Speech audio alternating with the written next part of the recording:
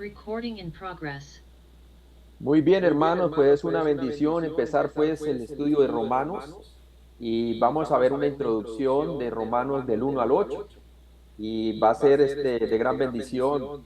En sus cuadernillos ustedes pueden ver que en la última página ustedes tienen en la última página ustedes tienen básicamente un cuadro en donde le muestra todo el, ah, todo lo que tenemos nosotros como un resumen del libro de Romanos, ¿verdad? Tenemos entonces um, un mapa básicamente de por dónde vamos a medida que vamos yendo a través de Romanos, versículo a versículo, ¿no?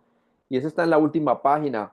Y usted tiene allí básicamente el bosquejo del libro de Romanos, ¿no? Entonces, vamos a orar, vamos a pedirle al Señor que nos ayude a entender lo que Pablo quiere enseñarnos a nosotros a través del libro de los Romanos. Padre Celestial, gracias por este día, Señor. Te pido de que tu nombre sea glorificado a través de este estudio, Señor. Podamos aprender lo que el libro de Romanos realmente nos puede enseñar a nosotros, Señor, para poder vivir una vida cristiana de una manera plena, Señor, una manera que llevemos frutos, Señor, para tu gloria y podamos depender de la justicia de Cristo, porque eso es lo que el libro de Romanos es la justicia de Dios revelada en la persona y obra de nuestro Señor Jesucristo. Te pido pues, Padre, que tú me ayudes a través de esta sección y tu nombre sea glorificado a través de la enseñanza en Cristo Jesús. Amén. Entonces, como podemos ver, la epístola de los Romanos aún está transformando vidas, tal cual como transformó la vida del reformador Martín Lutero y luego más tarde la de Juan Wesley. La escritura principal que sacó a Lutero, básicamente, de una religión formal al gozo de la salvación por la gracia, por medio de la sola fe en Jesucristo, fue Romanos 1:17, que dice, mas el justo por la fe vivirá. Pues bien, la reforma protestante del siglo XVI y el avivamiento wesleyano subsiguiente fueron el fruto de esta epístola paulina. Ahí nosotros podemos estudiar la misma carta inspirada por Dios que le dio vida y poder tanto a Lutero como a Wesley. Y así a través de la edad de la iglesia a todas las personas prácticamente. Vamos a ver en esta introducción, vamos a ver 6 puntos bien importantes. El primero, vamos a ver la importancia del libro de Romanos. Número 2, vamos a ver la ciudad de Roma. Número 3, vamos a ver el autor, la localización y la fecha de escritura. Número 4, vamos a ver el propósito de Pablo para escribir la epístola de los Romanos. Número 5, vamos a ver los destinatarios del libro de Romanos. Y número 6, vamos a ver el tema y esquema para el libro de los Romanos. Entonces vamos a empezar a través de la carta.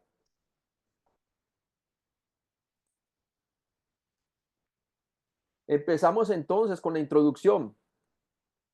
La importancia del libro de Romanos. Vemos que Romanos entonces es el sexto libro del Nuevo Testamento y fue compuesto por el apóstol Pablo. Y Romanos constituye la epístola más larga de Pablo.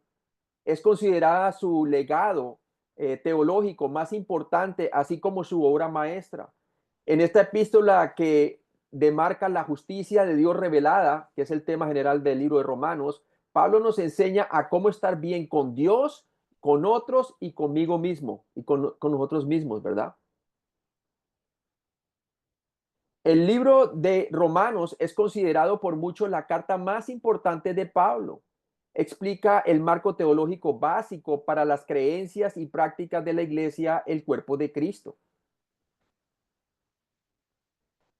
Los capítulos 1 al 8 de Romanos abordan la fe, la gracia, la ley, las obras, el pecado y la naturaleza carnal, la santificación, la identificación con Cristo y el ministerio del Espíritu Santo también son explicados. Los capítulos 9 al 16 destacan a Israel en relación con el plan de Dios y abordan los dones espirituales y el amor piadoso. Estos capítulos también describen cómo los cristianos deben ver el ministerio y el gobierno, al igual que describen otros privilegios y responsabilidades que tienen los creyentes. Y vemos claramente que es importante ver también la posición de Israel dentro de la escatología bíblica, ¿verdad? Y qué plan tiene Dios para Israel en el futuro.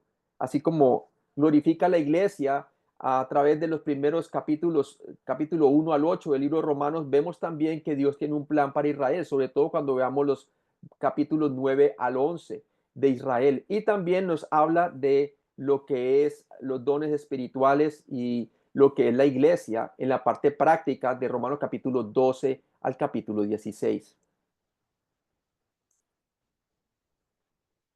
El hecho de que el libro de Romanos abarca prácticamente todas las principales doctrinas de la era de la iglesia puede ser la razón por la cual los primeros líderes de la iglesia que organizaron el Nuevo Testamento colocaron Romanos justo después del libro de Hechos. Romano fue colocado justamente después del libro de Hechos. El libro de Hechos nos habla prácticamente del avance de la iglesia, empezando desde Jerusalén, luego Judea, luego Samaria y el resto del mundo. Y luego viene el libro de Romanos, que nos habla de la doctrina de la iglesia. Entonces, básicamente, usted tiene el aspecto histórico en el libro de Hechos, de cómo el evangelio se propagó desde Jerusalén hasta el resto del mundo, pero también tiene usted en el libro de Romanos la doctrina principal que se enseñaría a la iglesia. Aquí vemos un bosquejo de Romanos prácticamente rápidamente, y este bosquejo lo tienen ustedes en la última página. Primero vamos a ver que Pablo habla de Romanos capítulo 1, del 1 al 17, dirigiéndose a los romanos. Habla del deber de dar el evangelio, Romanos capítulo 1, del 1 al 7. Luego habla del corazón por los romanos, capítulo 1, del 8 al 15. Y luego la pasión por predicar el evangelio de Cristo, Romanos 1, del 16, versículo 16.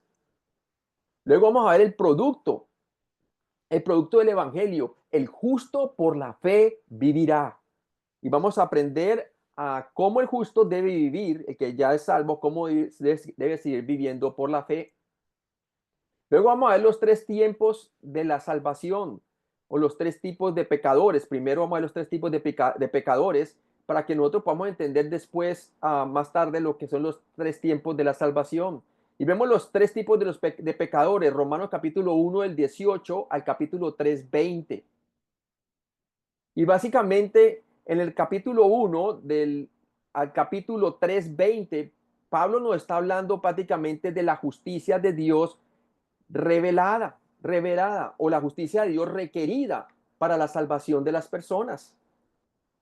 Vamos a ver el pecador inmoral. Primero vamos a ver las malas noticias. El pecador inmoral, Romanos capítulo 1, del 18 al 32. Luego vamos a ver el pecador moral, Romanos capítulo 2, del 1 al 16. Y luego el pecador religioso, Romanos capítulo 2, del 17 al capítulo 3, 8.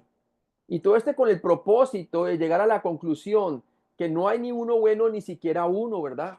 Y Pablo básicamente nos da a nosotros lo que son primeramente las malas noticias, para que veamos en conclusión que tanto judío como gentil, todos están bajo pecado y todos necesitan de la justicia requerida del Mesías. ¿Quién es el Mesías? Y su obra consumada en la cruz, su muerte por nuestros pecados y resurrección. Es más, esta presentación que nosotros vamos a aprender también a evangelizar.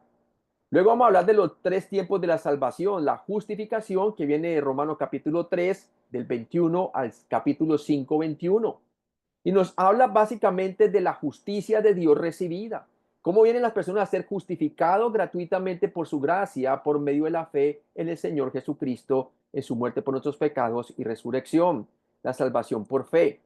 Entonces vamos a ver la justificación explicada. Romanos capítulo 3 del 21 al 31. Luego vamos a ver la justificación ejemplificada y vamos a ver el ejemplo antes de la ley del Antiguo Testamento. Tenemos el ejemplo de Abraham, justificado por la sola fe. Y luego tenemos el ejemplo de David, que fue justificado también por la fe durante la ley mosaica. Luego vamos a ver la justificación disfrutada y vamos a ver Romanos capítulo 5 del 1 al 11 y cómo los creyentes podemos disfrutar nuestra salvación en Cristo Jesús. Y vamos a ver también lo que la palabra de Dios nos dice a nosotros, básicamente que somos justificados por la fe solamente, ¿no? ¿Y qué es lo que esto implica en la vida del creyente? Y luego vamos a ver la identificación. En Adán todos mueren, pero en Cristo todos serán vivificados. Y vamos a ver cómo nosotros antes estábamos en Adán, sin Cristo y sin esperanza en el mundo, y ahora cómo estamos en Cristo y qué es lo que implica y nuestra nueva identidad. Porque es importante tener la identidad, porque de acuerdo a cómo nosotros nos identifiquemos en Cristo como nuevas criaturas en Él, tenemos que conocer entonces muchas cosas para poder vivir una santificación delante de Dios, que es el proceso mediante el cual Dios nos hace cada día más a la imagen de su Hijo. Entonces luego vamos a ver la santificación, que va a ser Romanos 6 al capítulo 8. Y básicamente aquí vamos a ver la justicia de Dios reproducida. ¿Cómo va a ser reproducida la justicia de Dios a través del creyente por medio de la fe en Jesucristo? Y para eso vamos a ver entonces la santificación explicada, Romanos capítulo 6 del 1 al 10. Y vamos a ver nuestra santificación posicional, cómo Dios nos ha separado para su servicio por medio de la fe en Jesucristo. Luego vamos a ver la santificación practicada y cómo se ve esto en la práctica, Romanos capítulo 6 del 11 al 23. Y vamos a ver entonces cómo nosotros vamos a reproducir la vida cristiana de una manera genuina, de una manera práctica y por medio de la gracia, por medio de la fe en Jesucristo. Luego vamos a ver la santificación reprobada. ¿Cómo nosotros podemos vivir una vida fracasada siendo creyentes cuando no caminamos conforme al Espíritu? Una vida que no está dependiendo del Espíritu Santo ni de Cristo. ¿Y qué es lo que pasa? Y vamos a ver lo que es la carne o la naturaleza pecaminosa y también el Espíritu. Más adelante cuando vemos Romanos capítulo 8. Romanos capítulo 8 nos habla de la santificación empoderada, cómo vivir una vida de triunfo, una vida de objetivo, una vida de gozo, ¿verdad? Por medio del poder del Espíritu Santo, ¿cómo podemos llevar fruto ante Dios, ¿verdad? Y esto nos habla prácticamente, Romanos capítulo 8, del 18 al 30, nos habla de la justicia de Dios realizada y completada. Luego vamos a ver la glorificación explicada. Este es el tercer tiempo de la salvación. Y vamos a ver Romanos capítulo 8, del 18 al 39. ¿Y qué es la glorificación? Y por qué es importante mirar hacia la profecía bíblica y también mirar de la obra consumada de Cristo, su muerte en nuestros pecados, resurrección y ascensión. Y cómo ahora tenemos una nueva identidad en Cristo. Luego vamos a ver el júbilo, que somos más que vencedores en Cristo Jesús, que somos inseparables debido a la obra de Cristo. Ni la muerte nos puede separar del amor de Dios. Luego más adelante vamos a ver en Romanos capítulo 9 al 11 la nación de Israel. ¿Y cuál es el objetivo de la nación de Israel? Si Dios tiene un programa de glorificación para la iglesia, ¿verdad? Entonces la pregunta se levanta, ¿y qué pasó con Israel? Cayó Israel tan bajo de que ya no hay una restauración como nación, y vamos a ver que no, y Pablo va a cubrir eso del capítulo 9 al capítulo 11.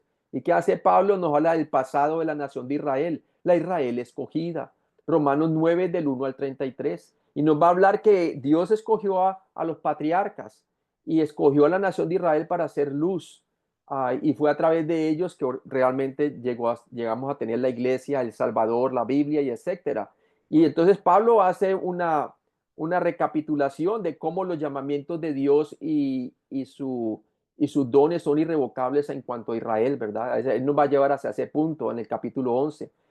Luego vamos a ver en Romanos capítulo 10 del 1 al 21, vemos el presente, en el presente la Israel rechazada. ¿Cómo está en el presente? En la época que Pablo escribió, la gran mayoría de judíos rechazaron al Mesías, ¿verdad? Entonces nos habla del rechazo de Israel hacia el Mesías Jesucristo. Y luego nos habla del futuro, la futura restauración de la nación de Israel al final de los tiempos. Y vamos a ver cómo todo Israel llega a ser salvo. Y por eso Dios también tiene un programa glorioso también para Israel, así como lo tenía para la iglesia, como lo explica en Romanos capítulo 8, también para Israel tiene un futuro maravilloso. ¿Por qué? Porque sus llamados y sus dones son irrevocables. Y luego vamos a ver una doxología en todo esto, ¿verdad? La doxología de Pablo. Y vamos a ver luego la vida cristiana, capítulos 12 al 16. Y así como vimos la justicia de Dios en su fidelidad a la nación de Israel, Romanos 9 al 11, ahora Pablo nos va a llamar a nosotros a presentar nuestros cuerpos como sacrificio vivo delante de Dios, nuestro culto racional. ¿Y por qué? Por las misericordias de Dios. así como Dios tuvo misericordia con nosotros, la iglesia, y también con la nación de Israel, nos va entonces a mostrar la parte práctica del libro. Romanos 12 al capítulo 16, y nos habla de la justicia de Dios en la vida cristiana. ¿Y cómo se ve esto sirviendo en la iglesia? Los creyentes sirviendo en la iglesia, Romanos 12 del 1 al 21. Luego vamos a ver sirviendo en la sociedad, cómo es el comportamiento del creyente en medio de la sociedad, Romanos 13 al capítulo 1 al 14. Luego vamos a ver sirviendo a los débiles, cómo nosotros debemos servir a los creyentes, nuevos creyentes. Romanos capítulo 14 del 1 al 23. Luego sirviendo a través de Cristo, Romanos 15 del 1 al 33. Y por último vamos a ver los saludos finales o advertencias mencionadas especiales. Romanos 16 del 1 al 27, y vamos a ver allí que Pablo agradece a muchas personas que le ayudaron a ser hacedores de discípulos, y básicamente da unas menciones especiales a ciertas personas que ayudaron también a llevar la carta hacia ellos y todo esto, ¿no? Entonces, eso es básicamente a grandes rasgos lo que es el bosquejo de Romanos que vamos a estar viendo, que ustedes tienen en la última página. Ahora empecemos, la ciudad de Roma. Ya vimos la importancia del libro de Romanos, ahora pasemos a la ciudad de Roma. Cuando el libro de Romanos fue escrito, Roma era la capital del Imperio Romano y la ciudad más influyente sobre la tierra. De hecho, Roma gobernaba todo el mundo conocido de aquel momento, y esta dominación de expansión posibilitó un periodo de paz conocido históricamente como la Pax Romana, ¿verdad? Fue a través de la Pax Romana que vemos claramente uh, que se utilizó este periodo para establecer un gran desarrollo en Roma, ¿verdad? Y Dios escogió manifestarse en carne, ¿verdad? Durante este periodo en donde las vías de Roma ayudarían a que el evangelio fuese esparcido por todos lugares del mundo, ¿verdad? Y entonces en este periodo era de máximo desarrollo económico y expansión porque estaba bajo la Pax Romana. Este periodo se desarrolló aproximadamente entre la cuarta guerra civil y la crisis del siglo tercero al respecto, ¿verdad?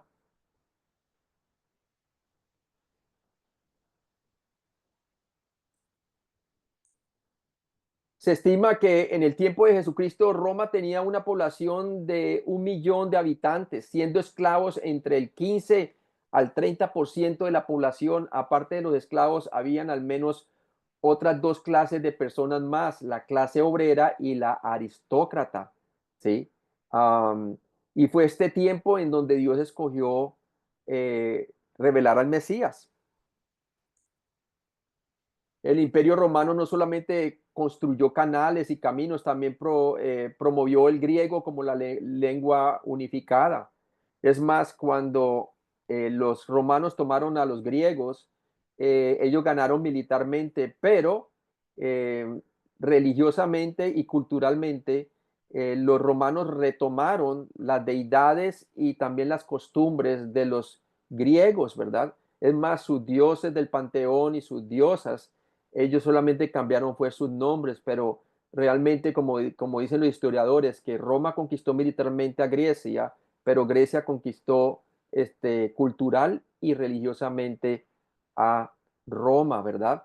Y este fue el tiempo en donde Dios escogió hacerse hombre, como dice Gálatas 4:4, cuando vino el cumplimiento del tiempo, Dios envió a su Hijo nacido de mujer y nacido bajo la ley para que redimiese a los que estaban bajo la ley, quiere decir todos nosotros, y para que recibiésemos la adopción de hijos.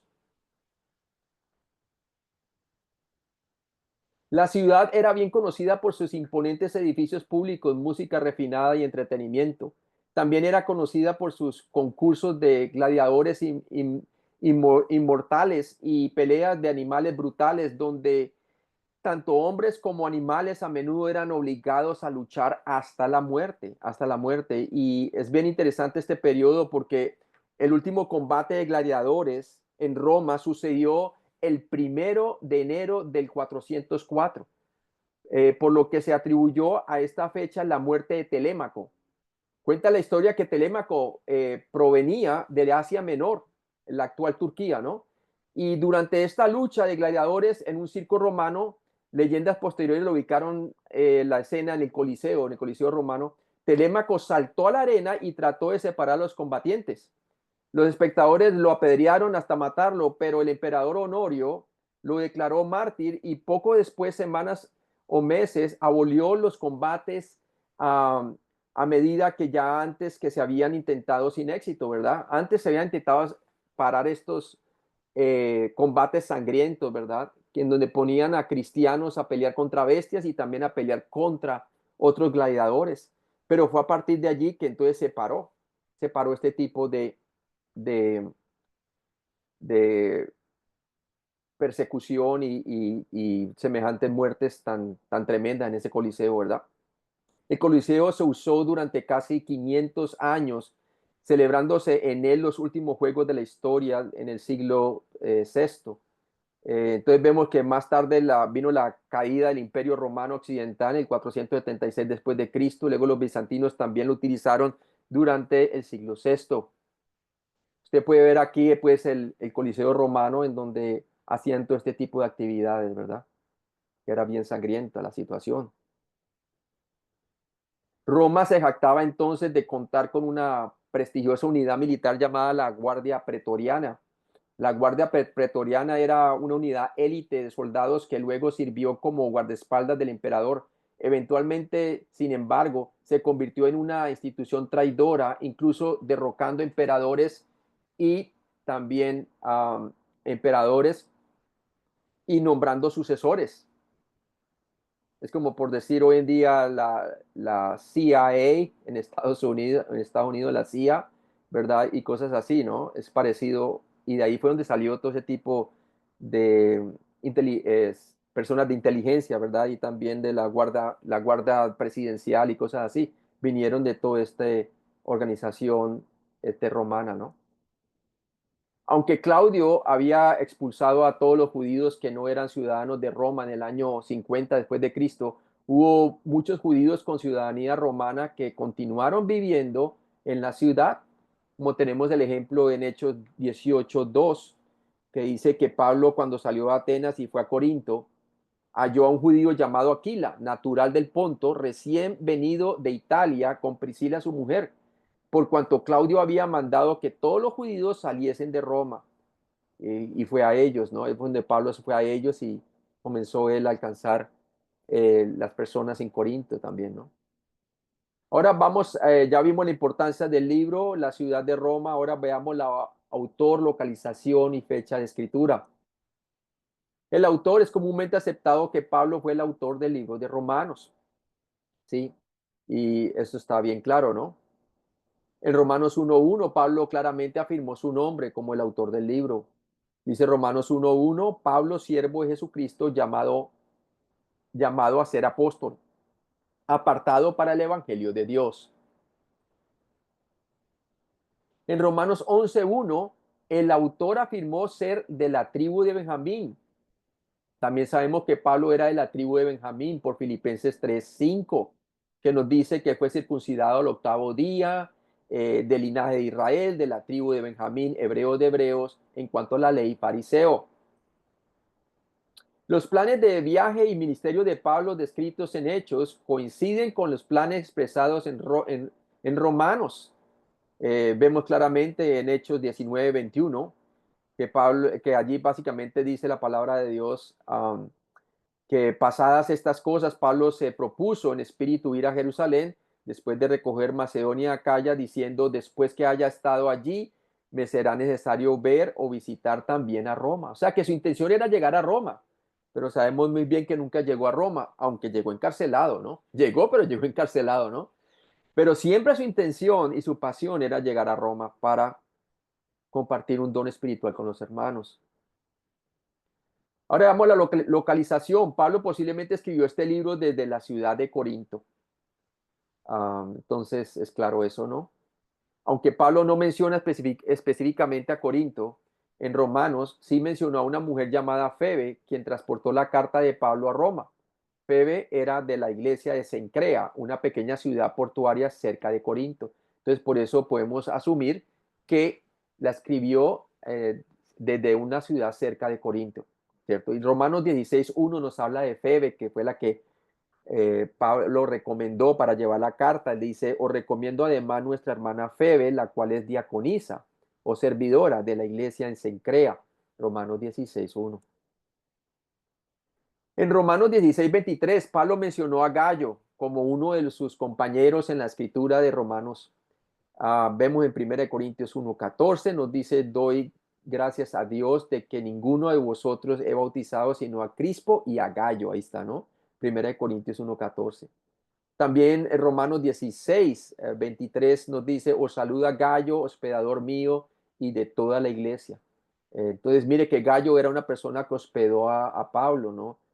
Para el discipulado. Entonces, bien importante eso en cuanto al discipulado. Se hospedaban en las casas, ¿verdad? Y Pablo les enseñaba la palabra de Dios. Y así de esa manera hacían hacedores de discípulos. Pablo también mencionó a Erasto, el tesorero de la ciudad. En tiempos recientes, un adoquín que data de esta época y que lleva el nombre de Erasto fue descubierto en Corinto. Se cree que es la misma persona, ¿verdad? Y vemos claramente aquí el adoquín. Entonces vemos aquí un hallazgo arqueológico en donde está el nombre de Erasto, ¿no? Entonces es bien claro que la palabra de Dios se verifica también con hallazgos arqueológicos, ¿no? La fecha. Pablo posiblemente escribió este libro en el invierno o a inicios de la primavera del año 57 después de Cristo, cerca del final de su tercer viaje misionero. Esto habría sido justo antes de su viaje de regreso a Jerusalén, en el que llevó una ofrenda de las iglesias de Macedonia y Acaya a los cristianos pobres de Jerusalén, como usted lo puede leer en Hechos capítulo, en 1 Corintios 16 del 1 al 8, ¿verdad? Y vemos claramente de que los macedonios eran iglesias pobres gentiles, pero que nunca olvidaron de dónde vino realmente la iglesia. Dios utilizó a judíos creyentes para empezar la iglesia en el primer siglo y nunca se olvidaron de que la iglesia empezó en el día de Pentecostés en Jerusalén con judíos, ¿verdad? Y vemos claramente que estos pobres macedonios dieron más allá de sus fuerzas una ofrenda para los hermanos que estaban sufriendo crisis económica en Jerusalén y también debido a la hambruna que hubo durante ese tiempo, ¿verdad? Y vemos cómo el Pablo entonces le lleva esta ofrenda a ellos, ¿no? En Hechos 20:16 leemos acerca del plan de Pablo de llegar a Jerusalén para la fiesta de Pentecostés. Muchos eruditos bíblicos creen que este viaje ocurrió en el año 57 después de Cristo, ¿verdad? Calculando pues el días de la fiesta de Pentecostés que se celebraba, ¿no? Si el libro de Romanos fue escrito en el año 57 después de Cristo, habría sido escrito durante la primera parte del reinado de Nerón, quien fue César en los años 54 a 68. Acordemos que Nerón fue quien sacrificó o mató, pues, según la historia secular, dice que a Pablo decapitado y a Pedro, pues, también lo mató, ¿verdad?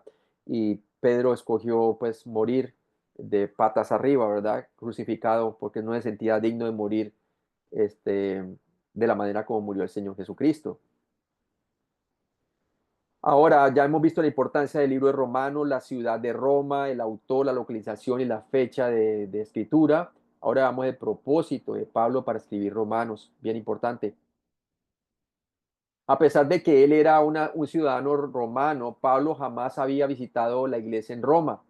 Por lo tanto, escribió para prepararlos para una posible visita, y ese fue el propósito. Y usted lo puede leer claramente allí en la palabra de Dios, ¿no? Por ejemplo, leemos en Hechos 19:21, nos dice así: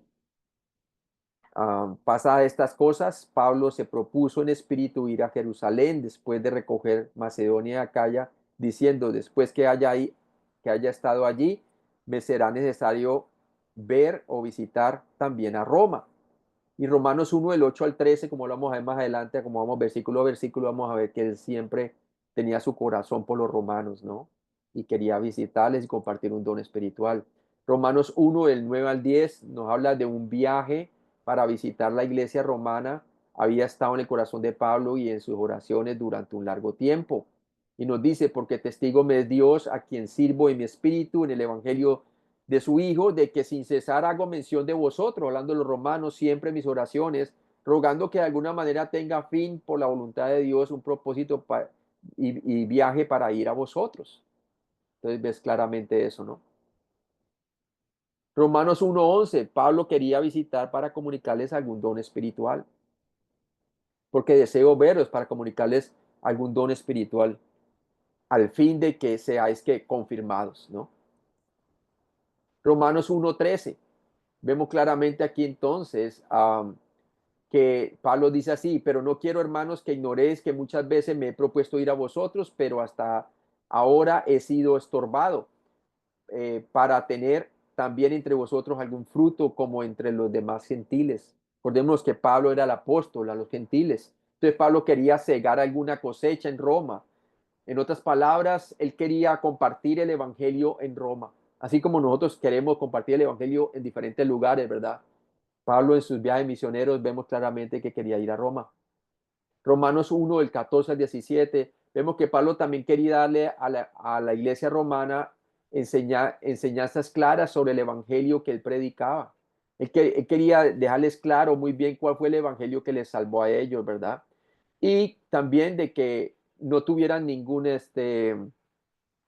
acepción de personas, sobre todo por los judíos, y le dice que no se avergonzaba del evangelio porque es poder de salvación para todo aquel que cree, al judío primeramente, pero también al griego, porque en el evangelio la justicia de Dios es revelada por fe y para fe, el justo por la fe vivirá. Entonces le recuerda muy bien que él tampoco se avergonzaba del evangelio y ellos tampoco debían de avergonzarse del evangelio de Cristo.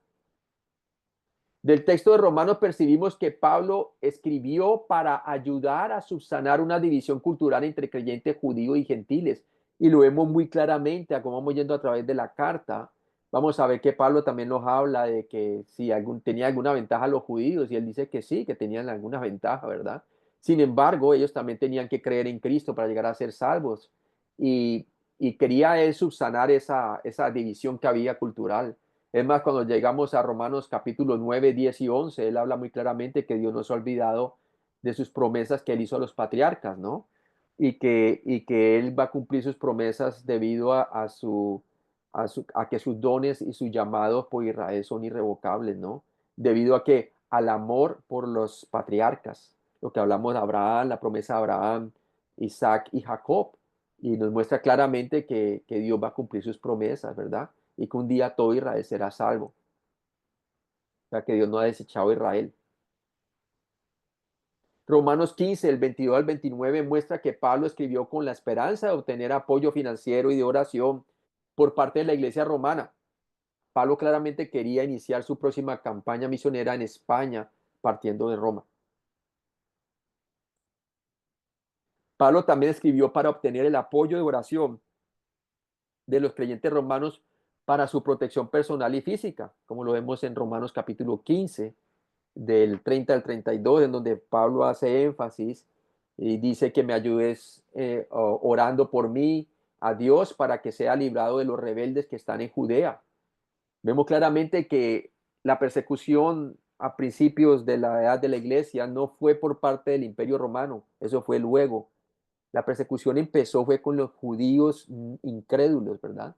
En donde Pablo pide por protección por ellos, los que están en Judea, los judaizantes, andaban detrás de él, porque obviamente, pues como él era judío y ha convertido al cristianismo y predicaba el evangelio por la sola fe y que Cristo era el Mesías, pues obviamente había persecución por ello. Curiosamente, al final del libro de Hechos, Pablo está bajo arresto domiciliario en la ciudad de Roma.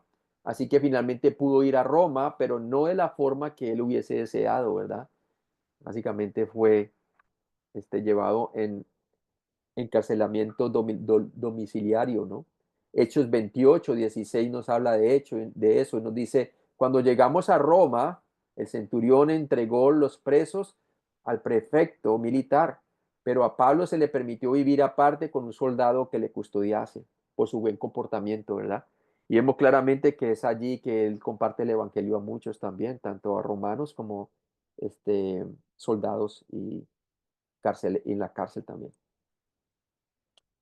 Ahora, ya hemos visto la importancia del libro, la ciudad de Roma, el autor, localización y el propósito de la escritura.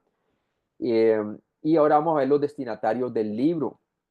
Destinatario del libro, como punto número 5. En Romanos 1:7, Pablo dirigió el libro a todos los que están en Roma, amados de Dios, llamados santos.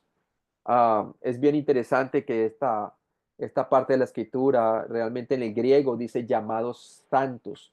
La palabra hacer no está en el griego original, ya eran santos, estaba escrita a los creyentes de Roma, a los creyentes romanos, ¿no? Entonces, llamados santos.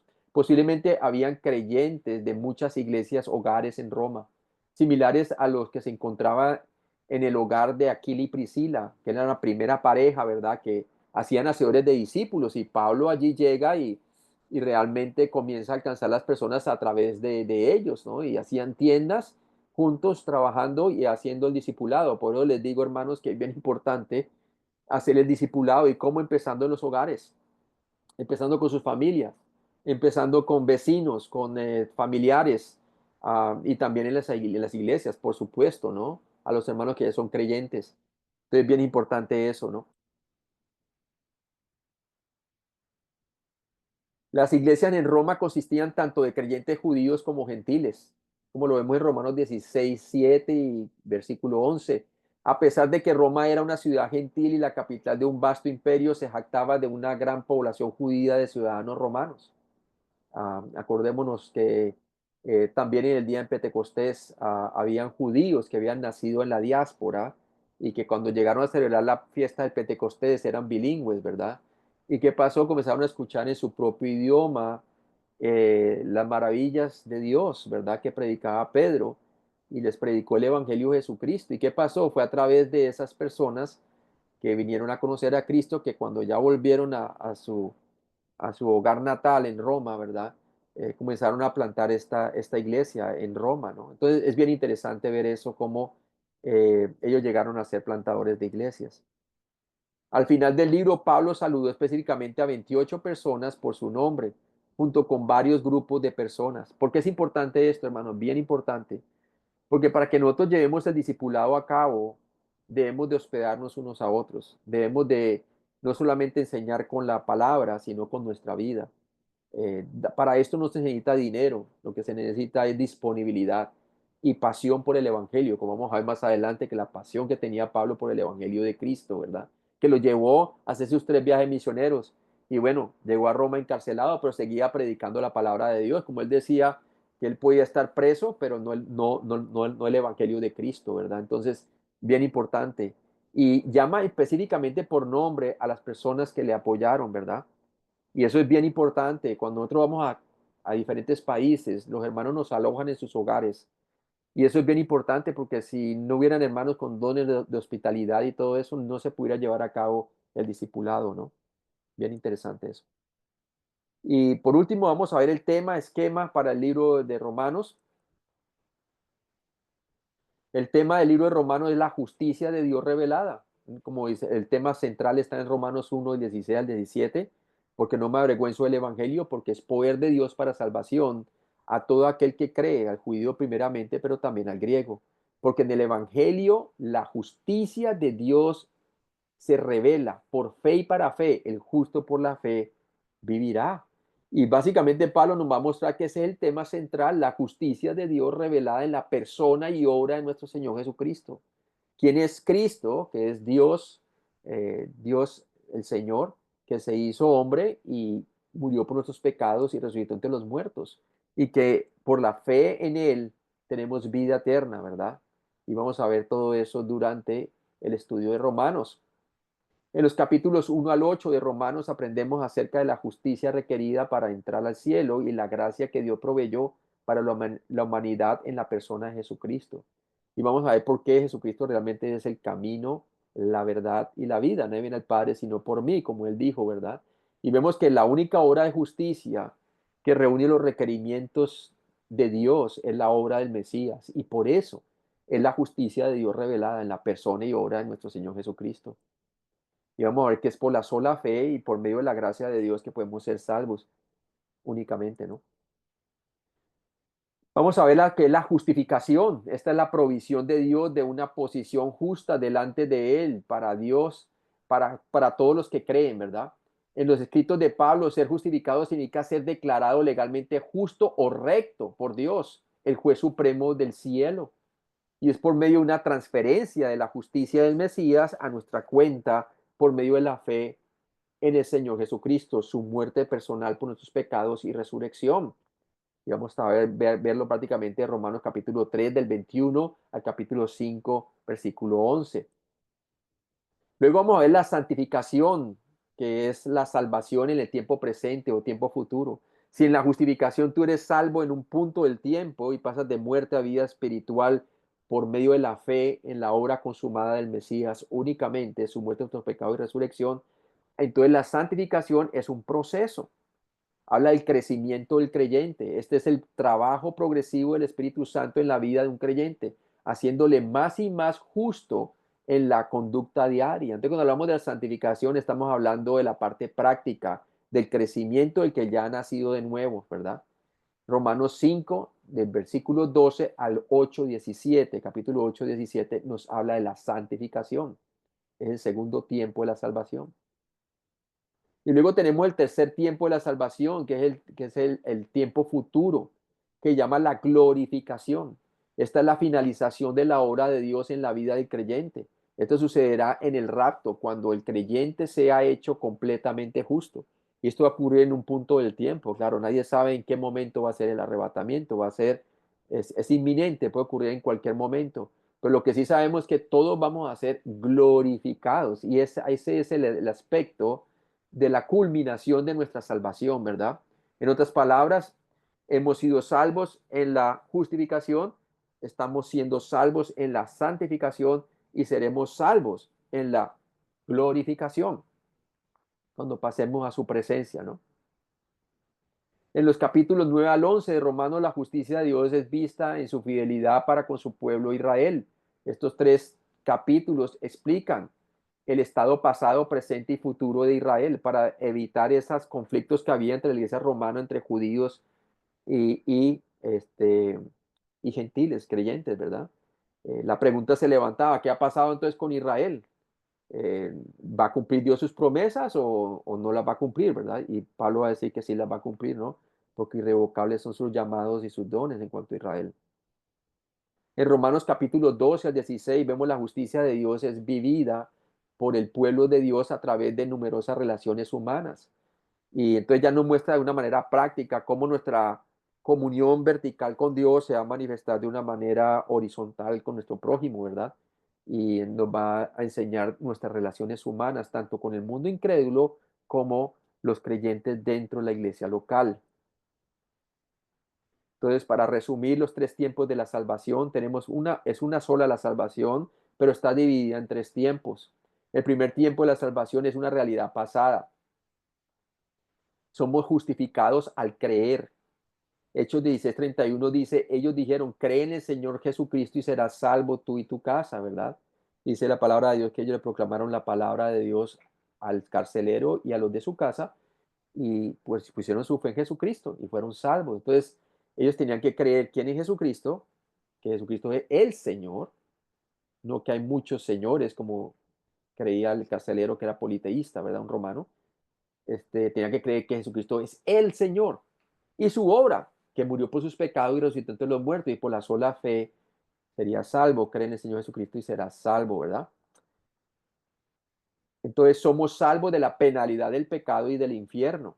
Tito 3:5 nos dice, nos salvó no por obras de justicia que nosotros hubiéramos hecho, sino por su misericordia, por el lavamiento de la regeneración y por la renovación del Espíritu Santo.